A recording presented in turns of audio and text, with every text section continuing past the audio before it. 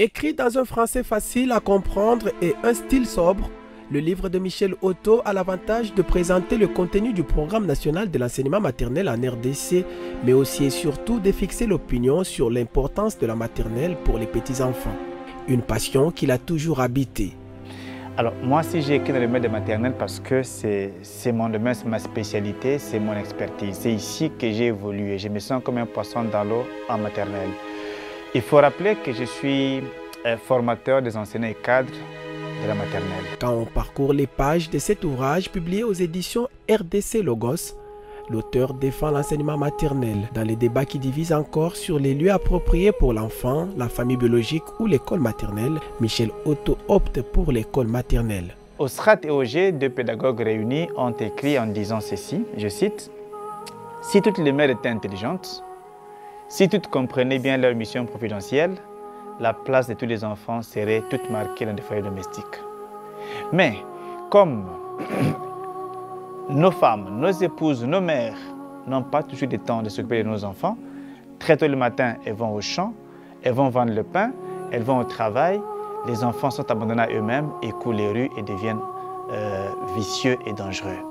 Ça, c'est la raison sociale qui fait que l'école maternelle trouve son importance. C'est d'abord un aspect social. Maintenant, les psychologues sont venus apporter d'autres choses. Ils ont, après les études menées, ils ont démontré que un enfant qui n'est pas passé par la maternelle, c'est un enfant qui a perdu beaucoup d'atouts. Et ils ont dit d'ailleurs qu'un enfant qui n'a pas fait, un enfant dans les 3 premières années, non, un enfant dans l'âge varié de 3 à 6 ans n'est pas passé par la maternelle, c'est un enfant qui aurait perdu beaucoup d'atouts qui seront difficiles à récupérer avec le temps. Ça, c'est l'importance scientifique qui fait qu'on puisse envoyer nos enfants à l'école maternelle. Mais il faut dire aussi, par rapport à la loi cadre de notre pays, l'importance fait aussi que la maternelle prépare l'enfant à son entrée à l'école primaire. Mais la mission de cette école-là, parce que beaucoup d'écoles aujourd'hui à Kinshasa ou à travers le pays, même à travers l'Afrique, fonctionnent parce qu'elles doivent fonctionner, mais accusent beaucoup de lacunes. Parce que la mission de l'école maternelle étant de répondre aux besoins de l'enfant, mais beaucoup d'écoles ne réunissent pas les conditions pour répondre aux besoins de l'enfant. Je prends un exemple banal. L'enfant n'est pas vous, il n'est pas comme moi, c'est un enfant, il reste enfant avec tous ses besoins, avec sa nature, avec sa spécificité. L'enfant peut vouloir, même sans le vouloir, faire caca ici. Mais une école qui n'a pas d'infrastructure adéquate, où est-ce que l'enfant fera ses caca? L'enfant n'est pas comme vous et moi qui puisse contrôler ses réflexes, ses instincts. Il a sommeil maintenant, il veut dormir. Où est-ce qu'il va dormir tant que l'école n'a pas une place pour le faire reposer? Donc c'est tout ça.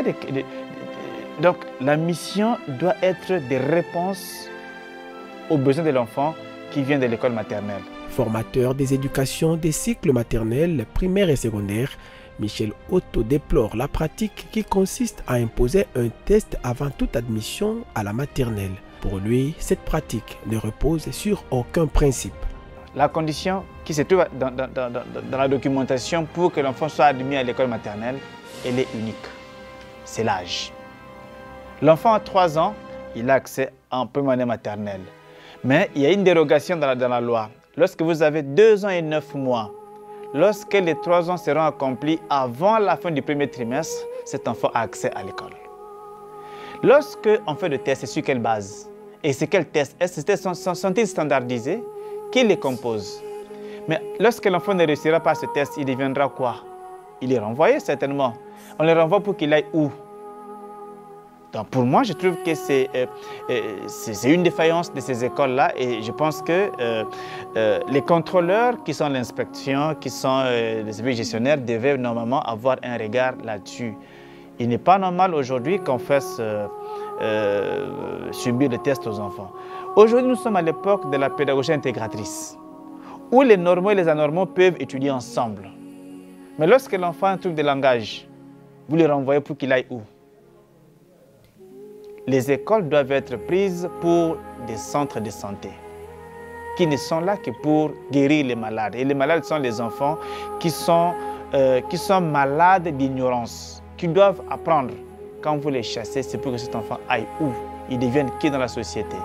Dans son livre, Michel Otto fait plusieurs propositions pour améliorer la qualité des enseignements dispensés en maternelle et surtout pour un bon encadrement des bambins qui commencent un nouveau cycle dans leur vie. Nous devons savoir pourquoi nous envoyons nos enfants à l'école en général et en maternelle en particulier.